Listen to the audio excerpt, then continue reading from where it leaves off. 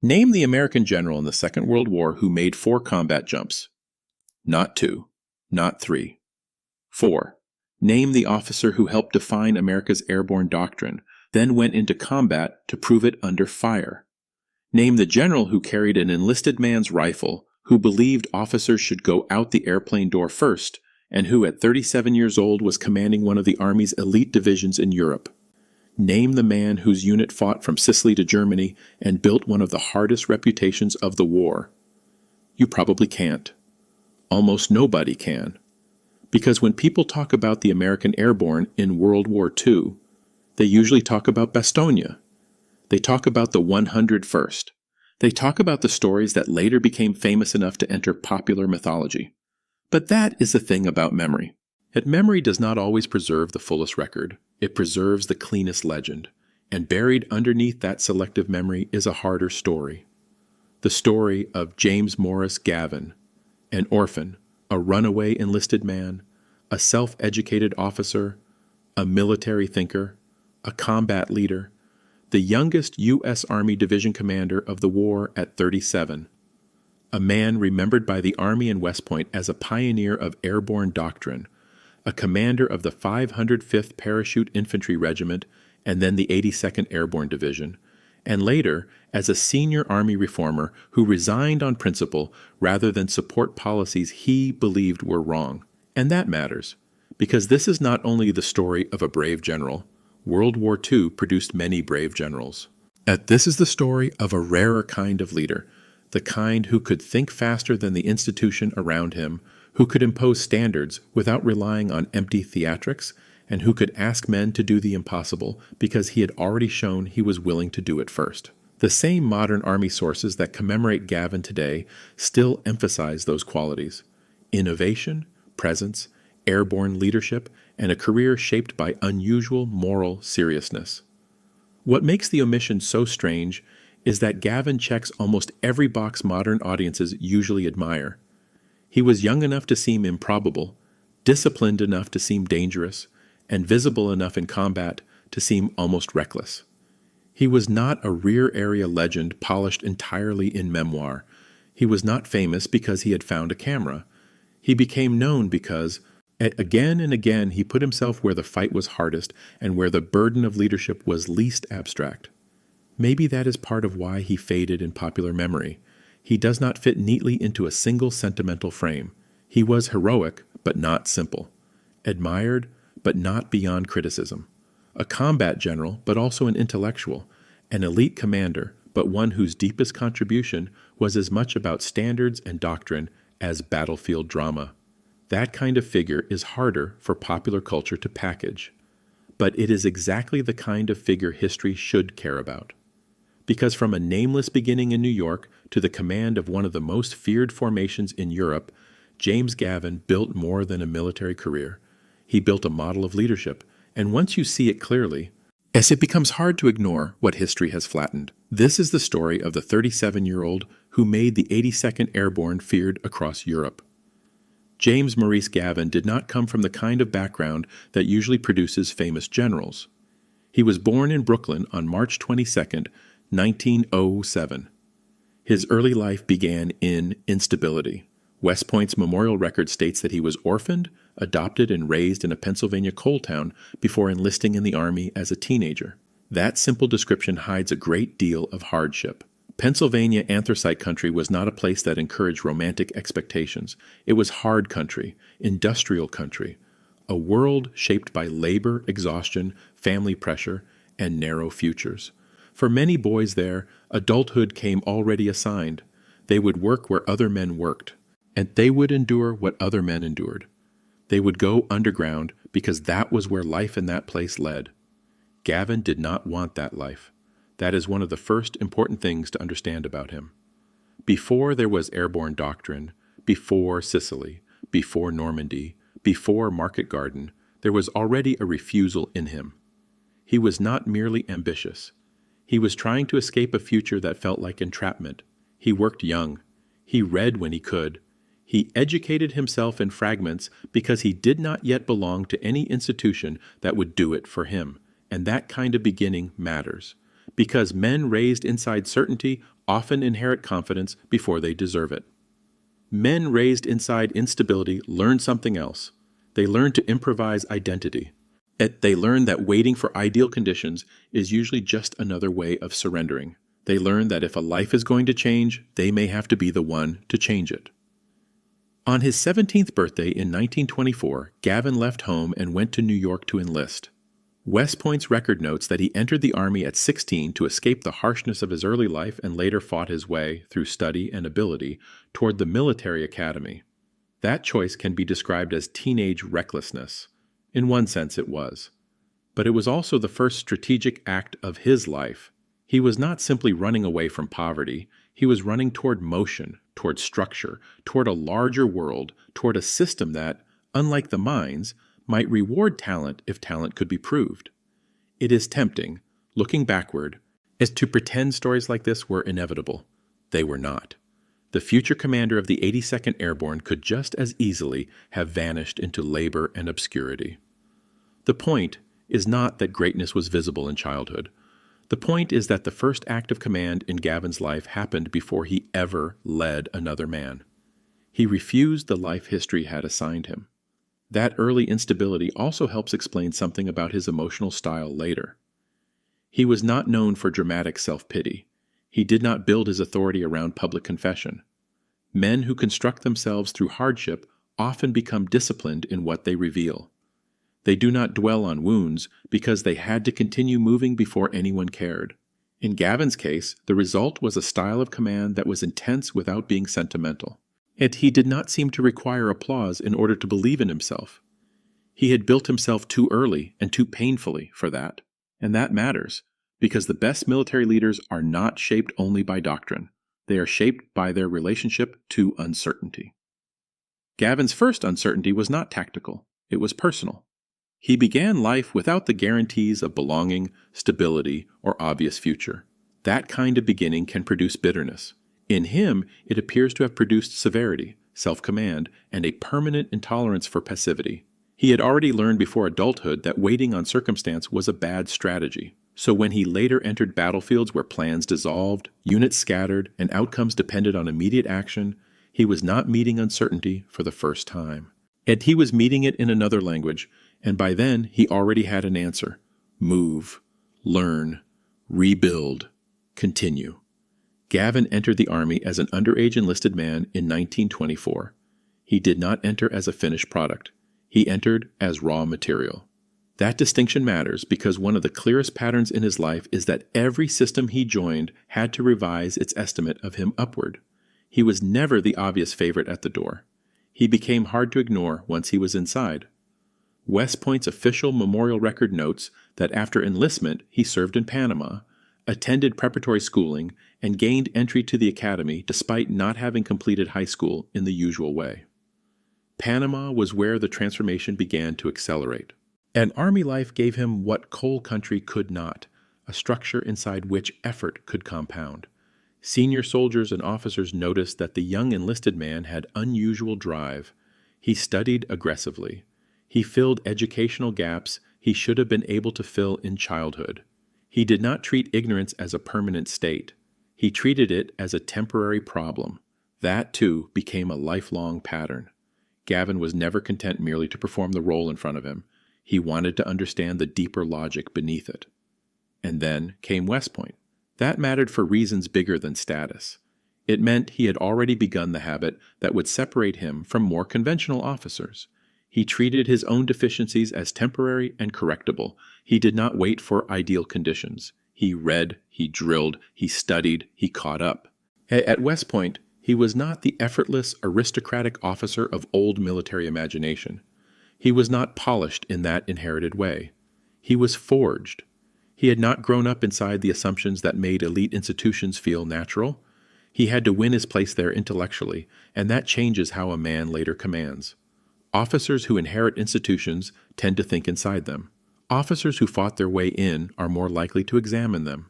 He graduated in 1929 and entered the infantry. West Point's memorial record places him in the class of 1929 and connects that graduation to the beginning of the remarkable military path that followed, There is also something important in the speed of his rise at this stage. Gavin was not merely improving himself privately, and he was becoming visible to institutions with their own hierarchies, assumptions, and filters. In a peacetime army, visibility can be dangerous if it takes the wrong form. If you stand out for undisciplined reasons, your career stalls. If you stand out through seriousness and competence, your trajectory can change very quickly. Gavin seems to have understood that.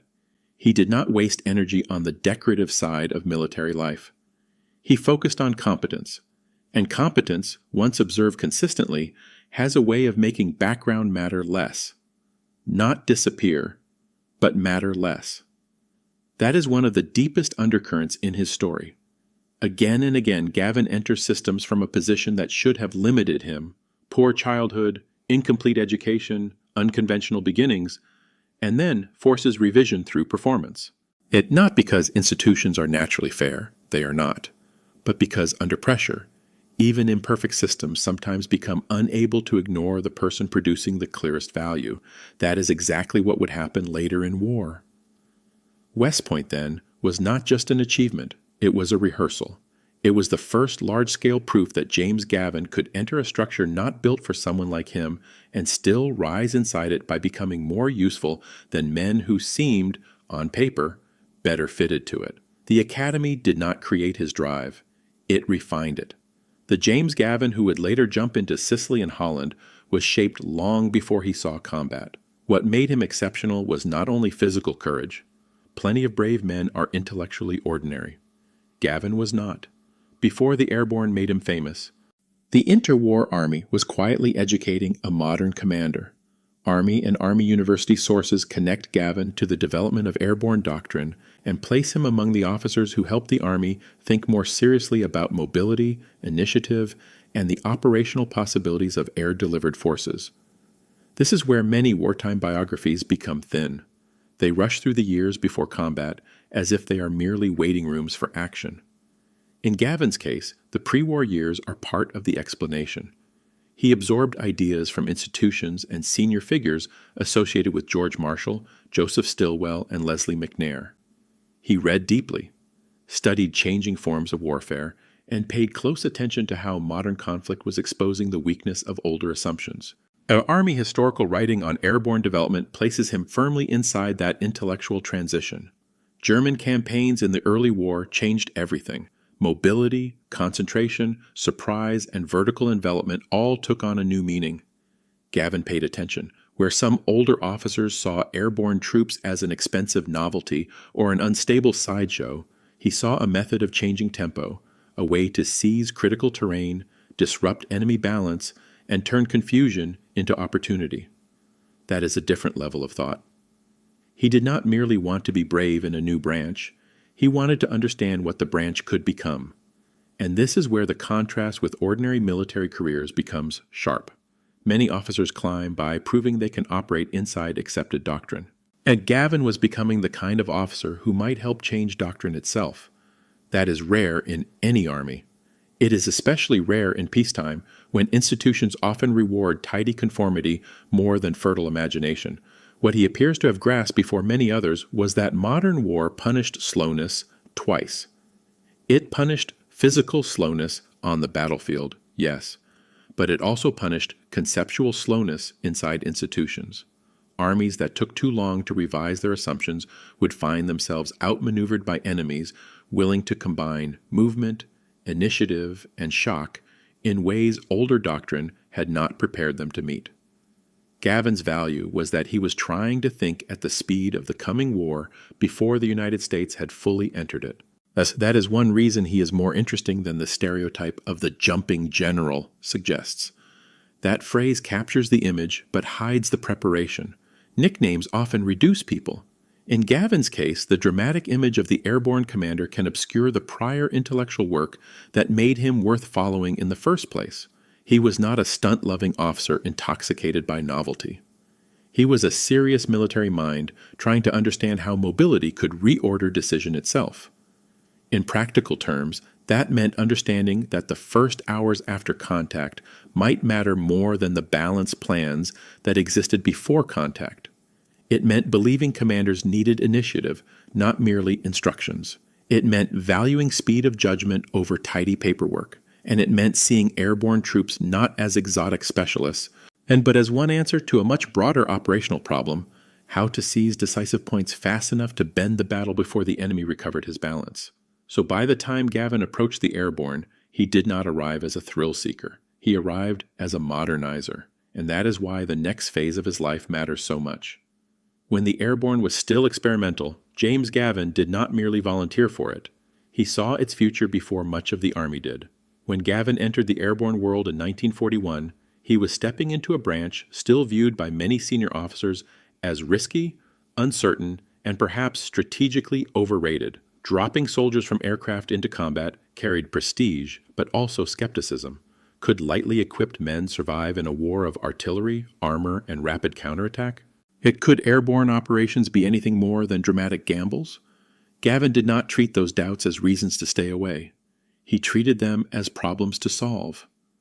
Army University Press identifies his 1942 field manual, FM 31-30, Tactics and Technique of Airborne Troops, as Gavin's airborne doctrine, and notes that later Army doctrine explicitly replaced and built upon it. That means his role in airborne warfare was not merely that of an eager practitioner. He was one of the officers helping give the branch its intellectual structure. That detail is central, because most combat commanders inherit someone else's doctrine. Gavin helped write the doctrine he would later carry into battle.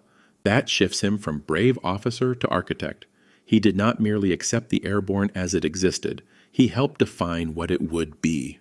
And once you understand that, many later details start to make more sense. His ideas about leadership were not theatrical flourishes.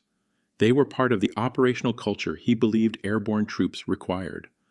Officers should go first. Officers should not ask for comforts their men do not share. Officers should carry burdens that are visible, physical, and unmistakable. In a conventional formation, hierarchy can survive on distance and formality. In an airborne formation, where men volunteer for unusual danger, land scattered, and often fight without the normal comforts of order, trust in leaders has to be earned more intimately. Gavin understood that. He also understood that airborne warfare would not succeed through elegance. It would succeed through violence of action after imperfect landings. And once paratroopers hit the ground, doctrine had to assume confusion, fragmentation, lost equipment, broken communication, and the need for decentralized initiative. The branch would reward leaders who could impose momentum before disorientation hardened into paralysis. That phrase, writing the book, is often used casually to describe someone who defines a profession. In Gavin's case, it was close to literal, and the consequence is worth dwelling on because it reveals why his later battlefield conduct felt so coherent. He was not improvising an identity in public. He was living inside a set of convictions he had already articulated in professional form. That gives his wartime leadership density. When he insisted that officers go first, it was not merely an old martial gesture, it was operational logic. And airborne troops would often land shocked, isolated, and uncertain. In those first minutes, authority could not remain abstract. Men had to see what courage looked like before they were capable of imitating it. Gavin also benefited from a historical moment in which the Army needed practical innovators more than pedigree. War does not simply reward aggression. It rewards the aggressively useful, people who can think, write, organize, train, and then endure. Gavin was one of those rare officers who could shape a branch conceptually and then help turn that concept into institutional behavior. That is why his rise feels fast without feeling accidental. He was not merely present at the birth of American airborne power. He was helping give it a mind. If you want to understand why the 82nd Airborne later fought the way it did, you have to look before the famous battles. Elite units are not created by nicknames, patches, or later mythology. They are created in training grounds, in command relationships, in repeated small standards that harden into expectation. Gavin's command of the 505th Parachute Infantry Regiment was one of the places where that hardening happened. Army records and histories identify him as commander of the 505th before his later rise to assistant division commander and then commander of the 82nd itself. The 505th was not simply trained to jump. It was trained to act under dislocation. That is an important difference. Airborne troops were lightly equipped relative to many enemies they might face, and their insertion method practically guaranteed disorder. Men would land off target, officers would lose contact. Heavy equipment would be missing. Plans would fracture upon contact with darkness, weather, terrain, and fear, so the answer could not be fragile precision. The answer had to be disciplined aggression. Gavin seems to have grasped that at a cultural level. He pushed standards hard. Physical demands mattered, endurance mattered, speed mattered, but visible officer behavior mattered just as much. This is where those symbolic details, the rifle, the jumps, the shared hardship, stop being symbols and become organizational signals. If the officers carried less, ate sooner, or stayed farther back, then the unit's entire moral architecture shifted. Gavin did not allow that shift. He wanted officers equal in burden, visible in danger, and serious enough to deserve obedience. That is not softness disguised as egalitarianism, and it is a ruthless attempt to build trust as a combat multiplier. Airborne service also attracted a certain kind of volunteer. Men self-selected into it for extra pay, prestige, danger, or personal pride. That pool of volunteers could become reckless or undisciplined if mishandled. Gavin's strength was not that he invented courage out of thin air. It was that he turned raw aggression into identity, then tied that identity to standards rather than swagger. And this is where the future 82nd begins to come into view, because what he was building was larger than a regiment. He was building a habit of behavior. When confused, move. When cut off, organize. When under pressure, seize the initiative. When afraid, attack the task. That habit would define the division in its hardest moments later. By the time the 505th went to war, Gavin had already accomplished something most battle narratives miss. He had created a culture in which chaos was expected, hardship was normalized, and leadership was supposed to be seen, not merely heard about later, from a command post. So when combat came, and theory met disaster, the unit would not be discovering itself for the first time. It would be revealing what had already been built. Operation Husky, the invasion of Sicily, was the first great test of American airborne warfare in the Mediterranean, and it began badly. The 82nd Airborne entered the operation in July 1943. Official Army histories and later military studies describe strong winds, scattered drops, disorientation, losses in the water, and the widespread fragmentation that turned neat plans into a field of isolated groups. And those same histories also point to the 82nd's role in helping secure the invasion's success and tie Gavin directly to the actions that led to the fight at Piazza Ridge. This matters because Sicily did not present airborne warfare at its finest in a technical sense. It presented it at its rawest. Men landed in the wrong places. Units were broken apart. Equipment was missing. The kind of cleanly executed battlefield choreography peacetime planners preferred simply did not exist. And then the real question began. What do airborne troops become when the drop goes wrong? Gavin's answer was the same one he had been building toward in training. They become aggressive, self-organizing, mission-focused combat groups. He gathered men as he could, oriented on the battle as best he could, and moved toward the critical points. And in that sense, Sicily was not merely a combat debut. It was a test of philosophy. If airborne doctrine depended on perfect landings, it was dead. If it could survive fragmentation and still produce combat power, then it had a future. Piazza Ridge is where that future became credible.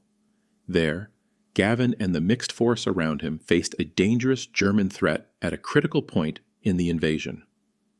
Official Army history connects the fight at Piazza Ridge to the protection of the beachhead and to the improvisational use of gathered forces under Gavin's leadership. That is the tactical description. The deeper meaning is more interesting.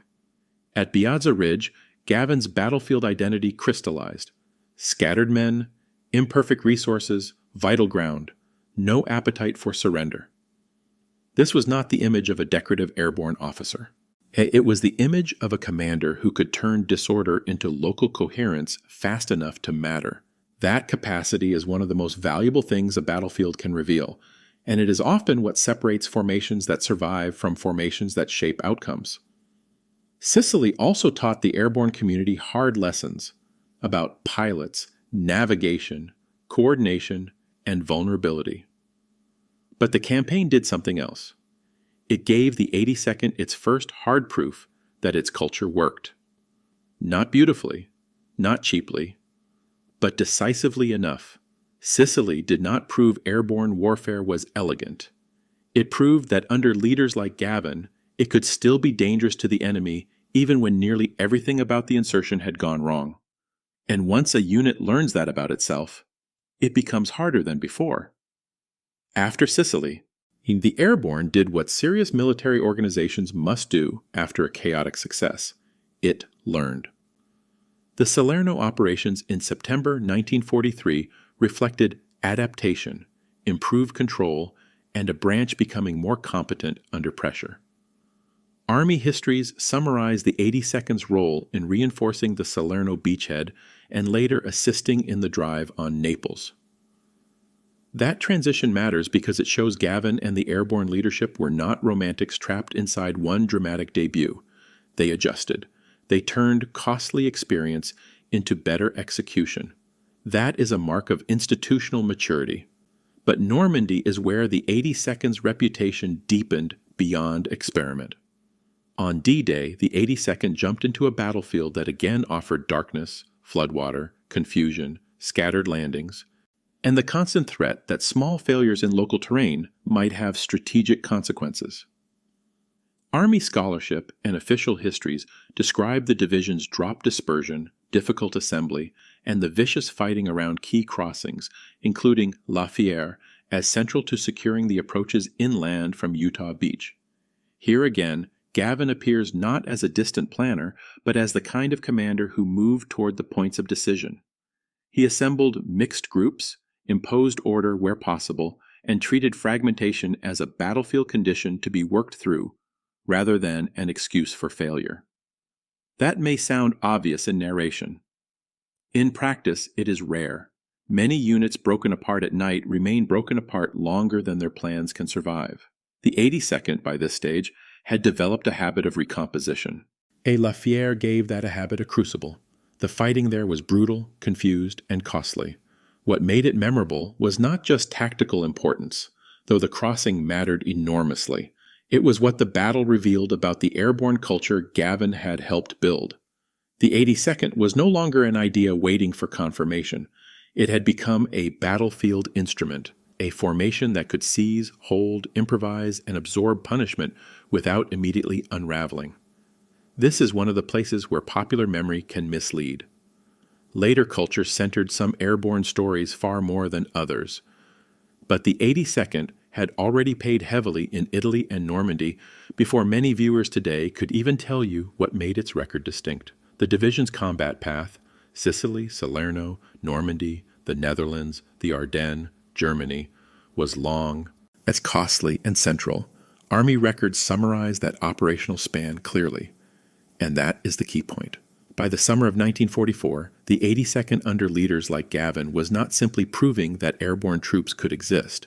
It was proving they could matter repeatedly under the ugliest battlefield conditions and still hold together as a serious fighting formation. Not an experiment, not a stunt, a weapon. Then came one of the most improbable promotions of the war.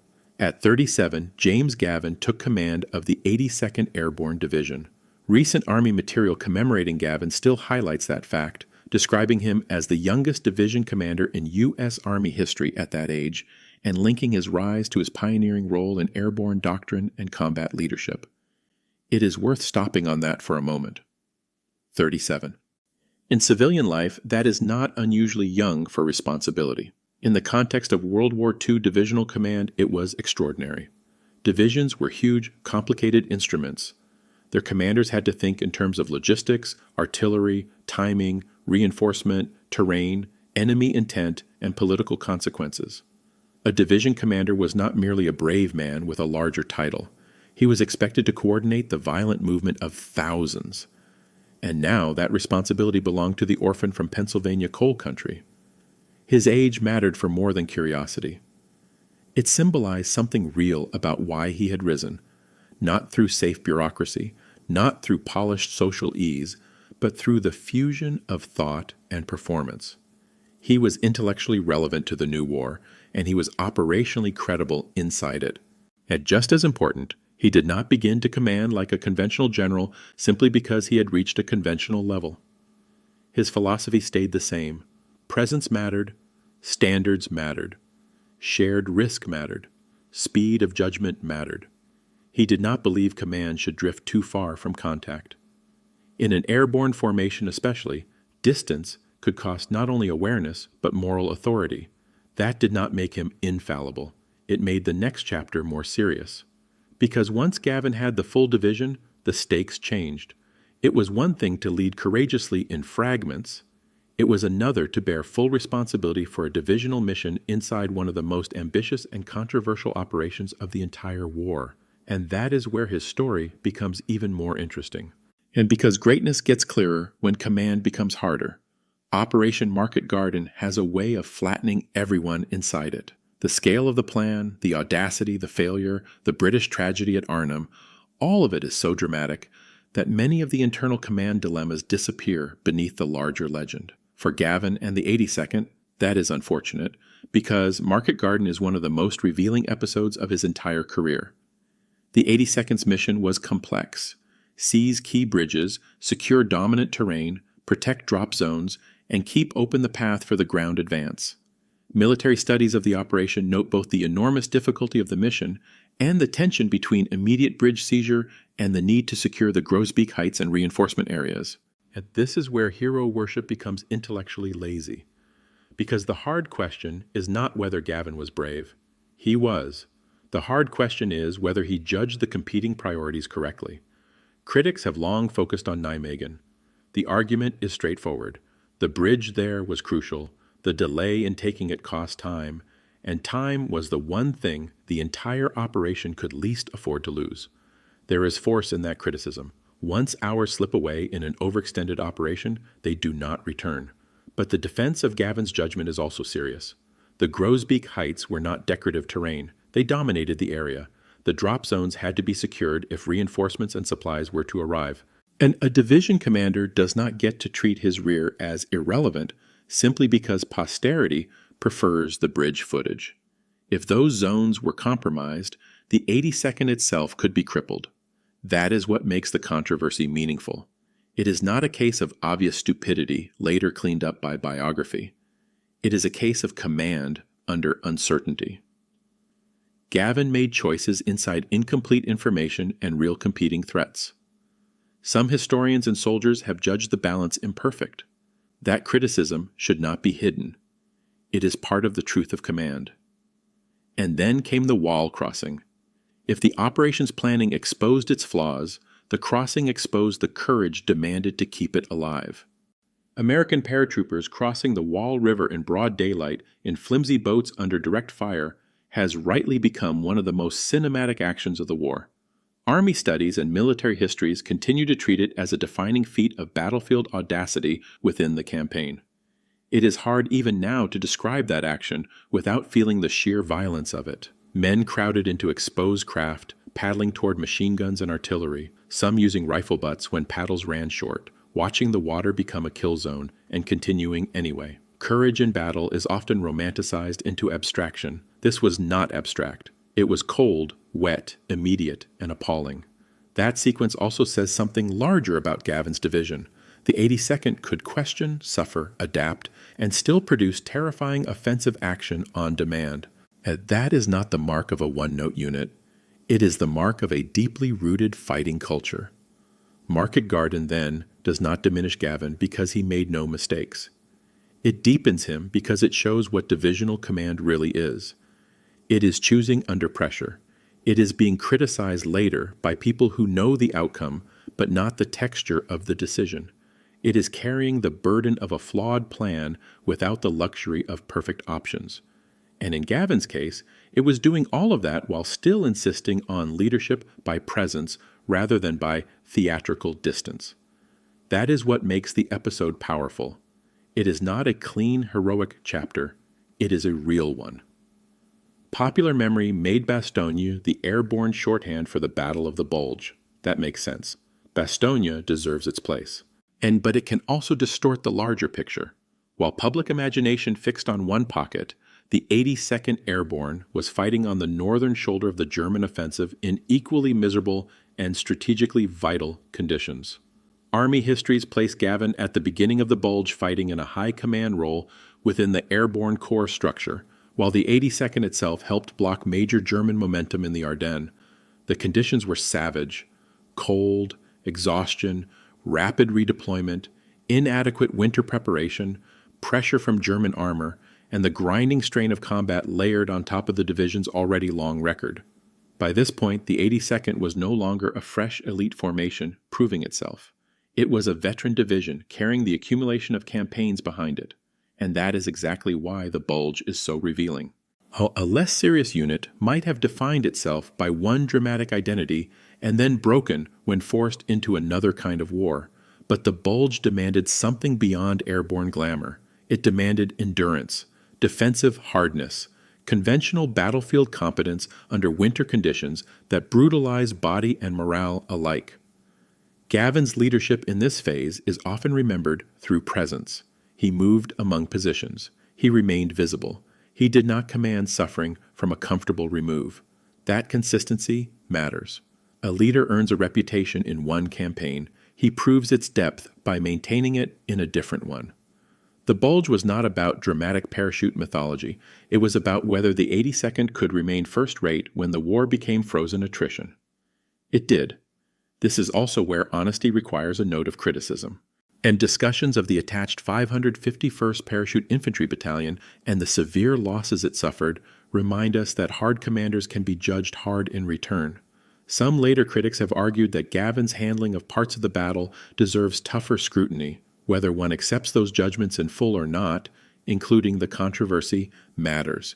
It keeps the portrait human. Great commanders are not improved by airbrushing. They are clarified by complexity. What the Bulge reveals overall is simple and important. The 82nd was not merely an airborne division anymore. It had become a premier fighting division, period. It could fight after parachute drops. It could fight on ridges. It could fight at bridges. It could fight in floodplains. It could fight in freezing forests. And it could adjust to the shape of the war without surrendering the standards that had defined it from the beginning. That is not a small accomplishment. That is what feared divisions look like. As the war entered Germany, the 82nd moved through the last violent phase of the campaign toward victory, collapse, surrender, and then something darker than victory alone could explain. Army records summarize the division's role in Germany and the larger operational arc that ended with major surrenders and occupation duties. And this is where military narrative has to slow down, because the end of the war in Europe was not just a story of maneuver fulfilled, it was also a confrontation with what the war had been fought against. When Allied formations reached camps and sites of starvation, disease, and systematic cruelty, the war ceased to be only about strategy and battlefield reputation. It became morally concrete. For Gavin and the men under him, that mattered. The liberating soldier does not meet abstraction. He meets bodies, survivors, civilians who saw or claimed not to see, institutions of death that force a reckoning larger than operational skill. Accounts of the division's final advance and the aftermath consistently present liberation as one of those moments where command becomes moral as much as military. Gavin's insistence that local civilians confront what had happened reflected the same instinct visible elsewhere in his life. He did not like false distance between action and consequence. If horror had been committed in a town's shadow, then the town should see it. That is not theatrics. It is moral clarity. And it deepens the meaning of his wartime record. By war's end, Gavin had not merely helped build and lead an elite division through combat distinction. He had guided it through the full arc of modern war: doctrine, improvisation, attrition, victory, and witness.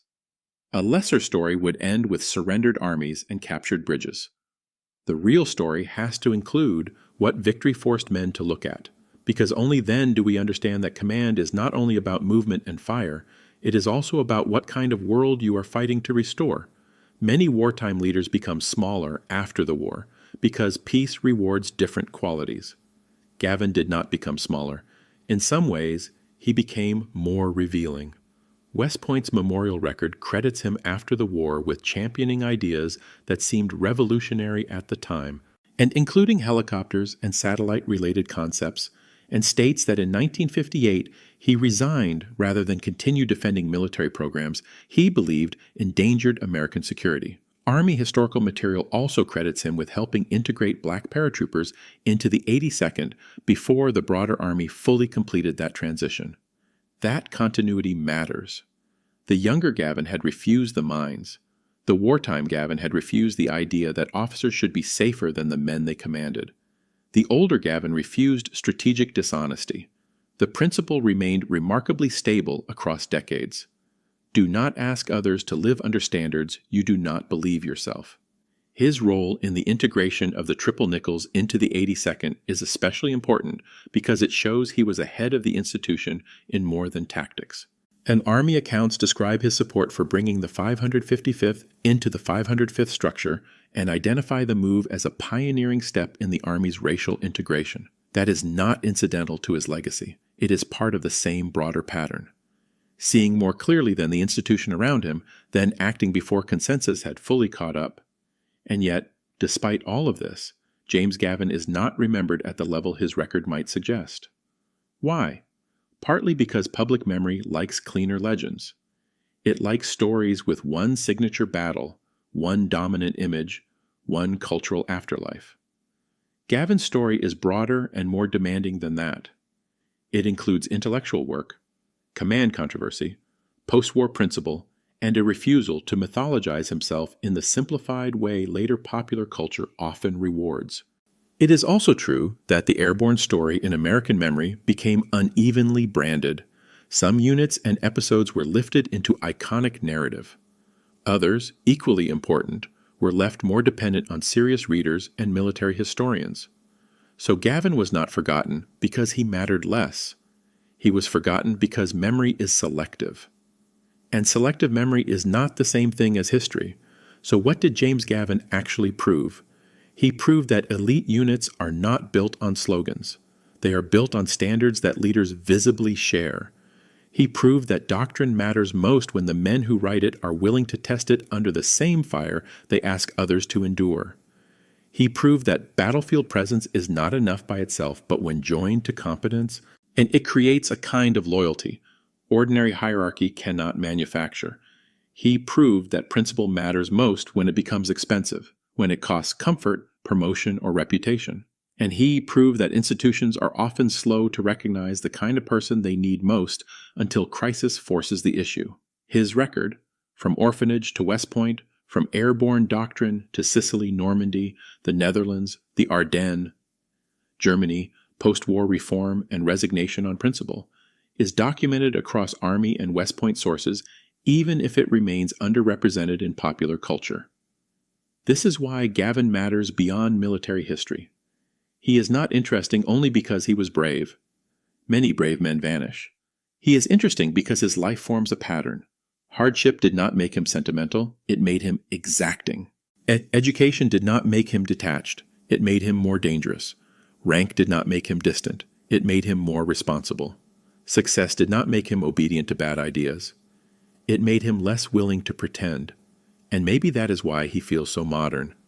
Because his story is not just about airborne warfare or World War II. It is about what happens when genuine competence collides with institutions that are never fully comfortable with it. It is about the burden of leading from the front without becoming theatrical, thinking beyond doctrine without becoming reckless, and staying principled without becoming useless.